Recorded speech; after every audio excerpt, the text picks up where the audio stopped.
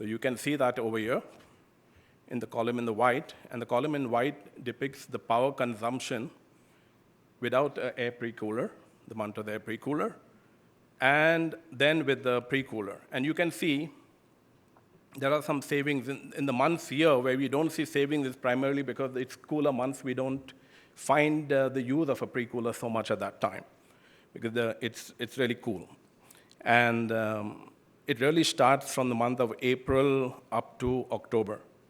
Now, I'll just cut down straight away to the savings. Now, you know that when you use a pre-cooler, you're going to need water. So the cost of water has to be factored in. So you might have savings on power. You have a little cost of water taken in. But still, we were able to save Saudi riyals 776,000.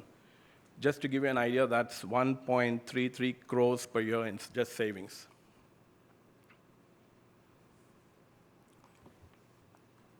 So there, let me tell you, power is pretty cheap. It's about 5 rupees a kilowatt. In India, it can be pretty much more. It can be about 11, 12, 15 a kilowatt, depending on the slab that you fall under.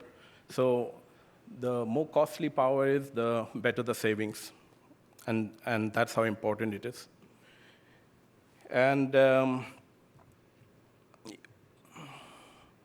as a rule of thumb, for a pre-cooler, we can say that for every 1 degree reduction in air temperature entering into the cooling system, you will provide your cooling system a minimum of 2% increase in capacity. So the graph around here, for example, you can see here as the temperature rises, the kilowatt consumption goes higher, okay? And this is the green curve represents with EPCC pre-coolers, and the red is without the EPCC pre-coolers. So the cooling capacity has increased parallelly. So it's almost 20% to 25% increase. Here we can talk about compressor energy consumption, the graph around here. And you can see that as the temperature goes up, the kilowatt increases.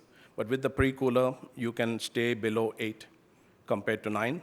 So again, EPCC could either increase the capacity as much as 20% or save 20% in reduced energy cost.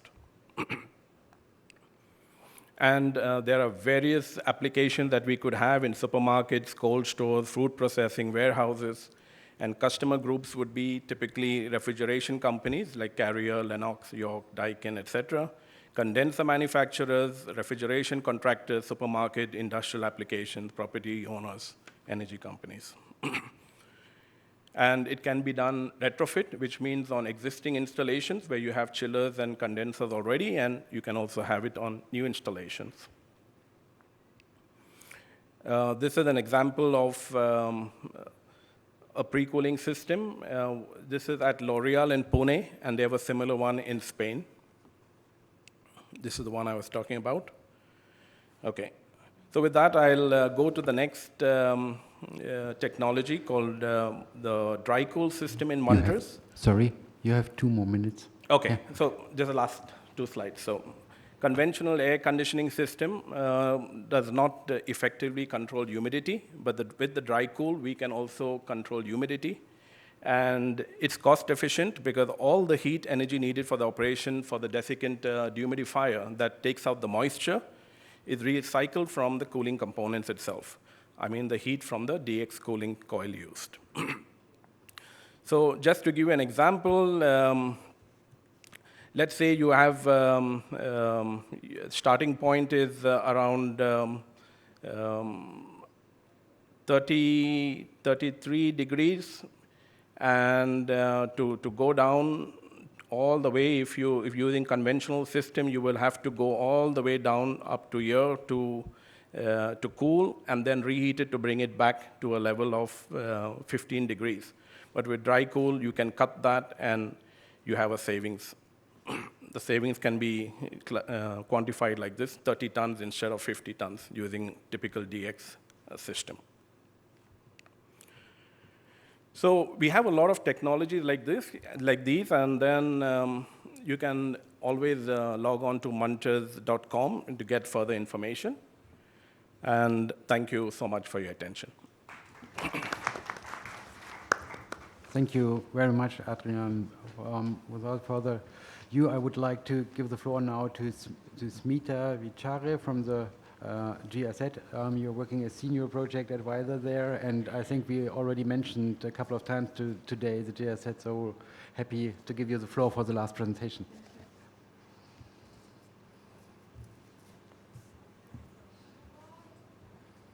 Good afternoon. I think so all of y'all are waiting for tea, coffee.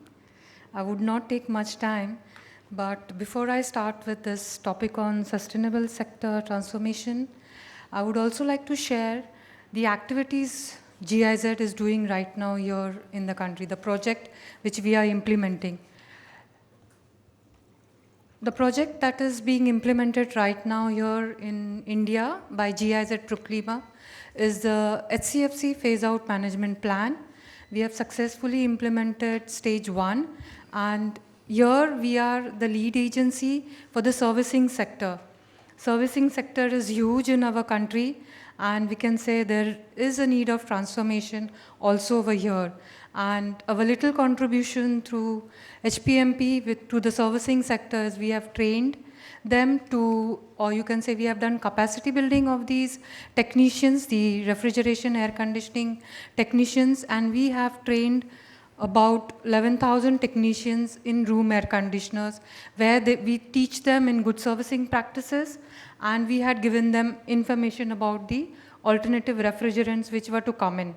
That phase was from 2012 to 2017, and now there is an overlap of stage 2 which has come in. And during this stage 2, we propose to train the technicians or to do capacity building of the technicians in the alternative refrigerants also, which would be the new technologies. And as we have some products in the market already, so that's the plan.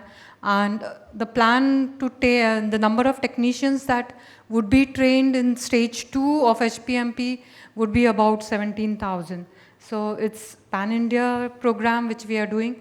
And in addition to these technician training programs, we are also doing institutional building. There we are strengthening the institutions. Then we are proposing to introduce certification system for the technicians in the second phase, and also to have a state-of-art RAC training center, which will give best of the training and best of the facilities for the refrigeration, not only the technicians, but even it will give opportunity for industries to do R&D activities over there. So that's a huge activity which GIZ Truklima is doing right now here in India. In addition, earlier, as Mr. Abhijit has mentioned, we had supported Godrej in converting their facilities, the air conditioning facilities, to R290. So I come back to my topic. I wouldn't take much time. As we have been listening since morning, refrigeration and air conditioning, the key facts here, it's responsible for approximately 40% of the energy use in urban areas.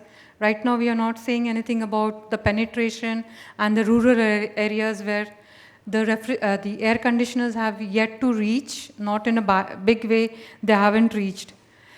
And we also find in most households worldwide, fridges and air conditioners make about 80% of the household electricity use. The next key factor, what is it, is the RAC is one of the largest growing sectors in terms of production and sales. So these are I'm just reiterating it since morning we have been listening to this. The RAC sector links very well with the SDGs, and here I'll just listed a few of them where it links international and as per the international and the national agenda. There's this goal 3, it ensures healthy lives and promotes well-being for all at all ages. There's goal 3 of the SDG, to ensure inclusive and equitable quality education and promote lifelong learning opportunities for all. So it links here.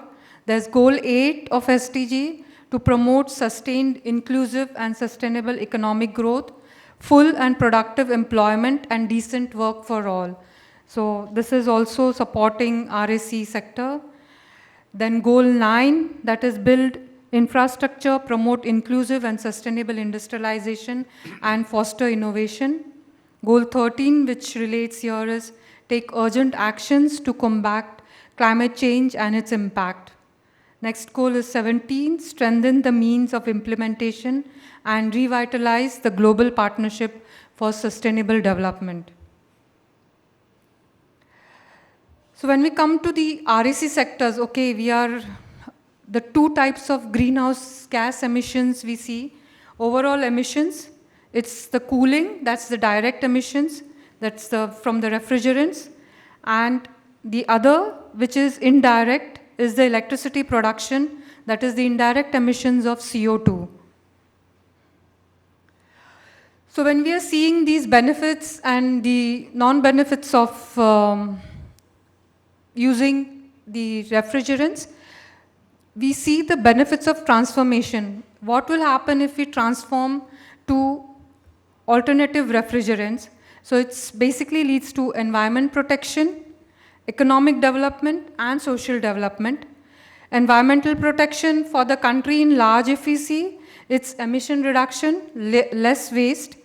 From the producer point of view, if we see, it's recovery of valuable raw materials, and for user, it's less pollution and less of toxic waste.